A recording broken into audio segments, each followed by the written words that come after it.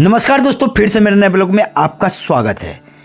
नेपाल की प्रसिद्ध और ऐतिहासिक बौद्ध मंदिरों में से एक विश्वा बौद्ध मंदिर के पास मैं हूँ। तो मैं मंदिर के अंदर चलता हूँ और बौद्ध भगवान की किस किस रूप की मूर्तियाँ यहाँ पे स्थापित है मैं आपको दिखलाने का प्रयास करता हूँ। तो आप मेरे ब्लॉग वीडियो के अंत तक बने रहें। दोस्तों, विश्वा बौद्ध विहार मंदिर, यह नेपाल के वीरगंज के विश्वा में यह मंदिर आपको देखने को मिलेगी। इस मंदिर के नाम से ही इस जगह का नाम विश्वा रखा गया है। यह मंदिर एक छोटे से टीलानुमा पहाड़ के ऊपर स्थित है, जिस पे 100 से ऊपर सीढ़ियाँ चढ़नी पड़ती है। उसके उपरांत आपको इस मंदिर की दर्शन करनी पड़ती है। इस मंदिर के चारों तरफ घना जंगलनुमा पेड़ पौधा आपको देखने को मिलेंगे, जो बहुत ही रमणीक और देखने योग्य है। और जैसे ही आप ऊपर की तरफ चढ़िएगा तो सर्वप्रथम आपको दर्शन करने को मिलेंगे गौतम बुद्ध भगवान की। बौद्ध धार्मिक स्थल होने के कारण नेपाल, चाइना, तिब्बत, बर्मा और आपको श्रीलंका से लोग यहाँ पे आते रहते हैं। भगवान गौतम बुद्ध की जन्म लुम्बिनी में हुआ था, जो एक शाक्य कुल के राजा के घर हुआ करती थी। और दोस्तों, यह हो गए गौतम बुद्ध भगवान की मूर्तियां।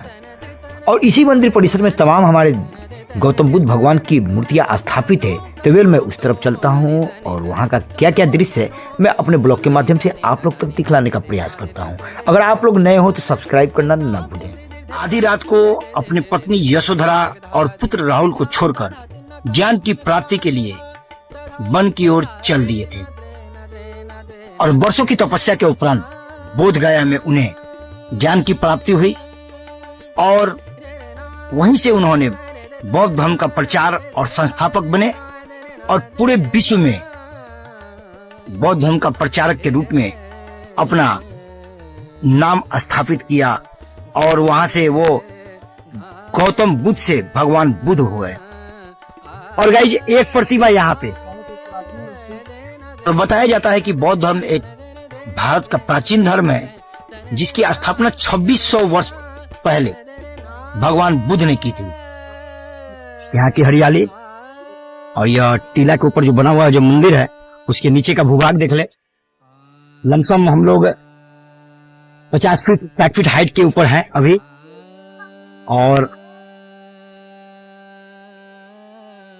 गौतम बुद्ध के धर्म प्रचार इतने बढ़ने लगे थे कि बड़े बड़े राजा और महाराजा भी उनके शिष्य होने लगे थे। और उन शिष्यों में एक अशोक सम्राट भी थे। उस समय बौद्ध धर्म का प्रचार थाईलैंड, बर्मा, मलेशिया, हिंद, चीन, श्रीलंका आदि जैसे देश में यह धर्म फैल चुके हुए थे। और वहां पे इन देशों में यह धर्म बहुसंख्यक धर्मों में से एक है।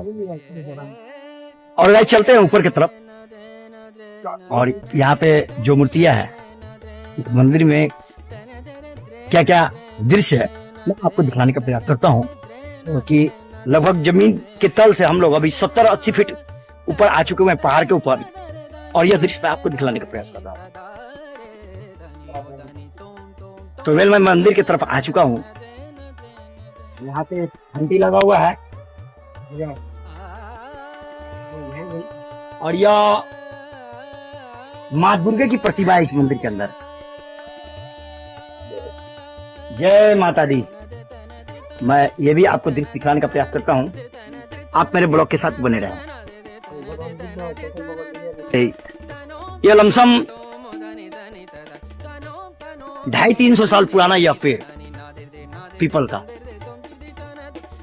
और इसमें स्थापित यहाँ देख ले छोटी मूर्ति यह भगवान बुद्ध की, महादेव यानी कि शंकर भगवान की शिवलिंग।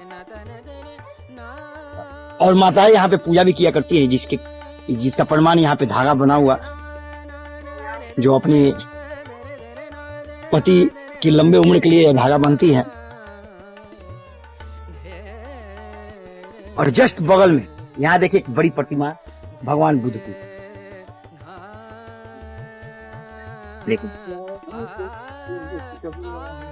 देखिए कितने प्राचीन और पुरानी यह तस्वीर जो बारीकी से मैं आपको दिखलाने का प्रयास करता हूँ। इसमें दीपक जलाए जाते हैं।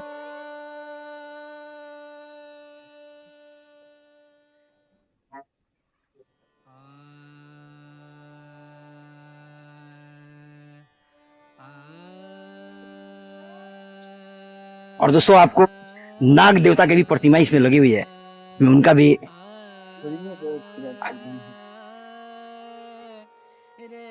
तस्वीर आपको दिखाने का प्रयास करता हूँ। तो यह पहाड़ के ऊपर है और जस्ट इसके नीचे की तरफ एक छोटा सा पार्क बना हुआ है। तो चलते हैं उस पार्क की तरफ भी और आपको वहां का भी नजारा और वहां का भी दृश्य आपको दिखलाने का प्रयास करता हूँ। यहाँ देख ले, मैं पहाड़ से अब नीचे की तरफ जा रहा हूँ। हमारे सुबोध भैया आगे की तरफ है और जस्ट इनके पीछे पीछे मैं।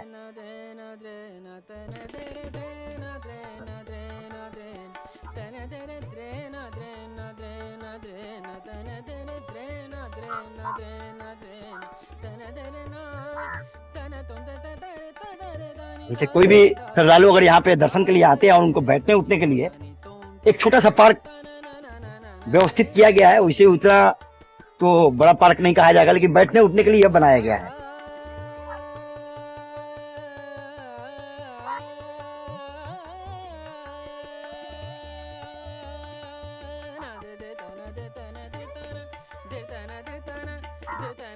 इसकी हाइट है लमसम यहाँ से 60-70 फीट हाइट पे है।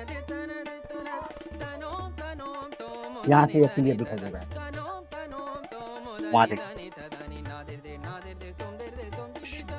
और गाइस चलता हूँ इसी मंदिर परिसर में, विश्व बुद्ध विहार मंदिर परिसर के अंदर में।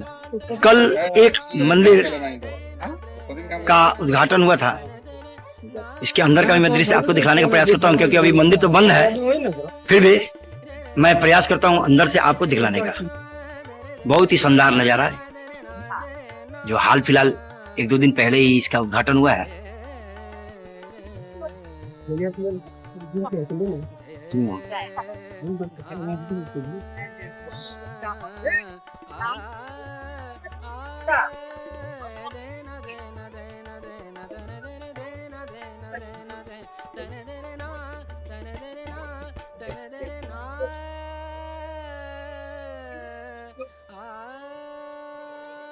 सी सांग थाओलिंग बौद्ध गुम्बा, यानी कि ये जो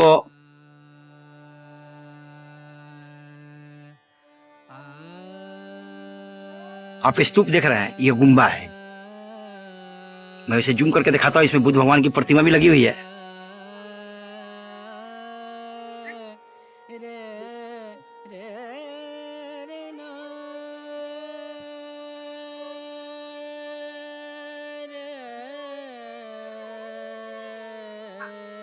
और अब चलते हैं मंदिर परिसर में। और यहाँ पे देखिए ऐसा ऐसा है, ये फूल है, यही का है सब। मंदिर परिसर में भी मैं चलता हूँ और बुद्ध भगवान की जो प्रतिमा है मैं आपको दिखलाने का प्रयास करता हूँ। यह पंचशिला, हत्या हिंसा नगर्नु, चोरी नगर्नु, भुटो नबोल्नुस्, व्यभिचार नगर्नुस्, नशालु पदार्थ सेवन नगर्नुस्। यह भगवान बुद्ध के 5 उपदेश थे जो नेपाली में लिखे हुए थे। मैं आपको हिंदी में कन्वर्ट करके समझाने का प्रयास करता हूँ। पहले ये लिखा हुआ कि हत्या और हिंसा नहीं करना है, दूसरा है चोरी नहीं करना है, और तीसरा है किसी के बारे में बुरा नहीं सोचना है, और चौथा है झूठ नहीं बोलना है, और 5वां नशा पदार्थ का सेवन नहीं करना है। ये इनके 5 उपदेश थे जो मैं आपको बताने का प्रयास कर रहा हूँ और वहां पे लिखा हुआ था। और शाम के समय जो प्रार्थना होती है इसका इक्विपमेंट यहाँ पे देख ले, शंख होती है, उसके बाद ये थाल हो गया बजाने वाला, और भी तमाम प्रकार के इसमें कुंभा है, और ये भगवान की प्रतिमा हो गई, भगवान की प्रतिमा। और यहीं पे बैठ के शाम के समय में जो इनके बौद्ध धर्म अनुयायी होते हैं, जो इनको मानते हैं, ये लोग महात्मा गौतम बुद्ध का यहाँ पे उनकी प्रार्थना करते हैं और उनके विचारों को और उनके कदमों पे चलने का प्रयास करते हैं। और यहाँ पे देख ले सारे यहाँ बत्ती उनको बाली जाती है, उसकी ये दिए और ये इनके शिष्य लोग हैं जो यहाँ पर लगे हुए हैं तस्वीरें, और ये अंदर का ये सारा दृश्य।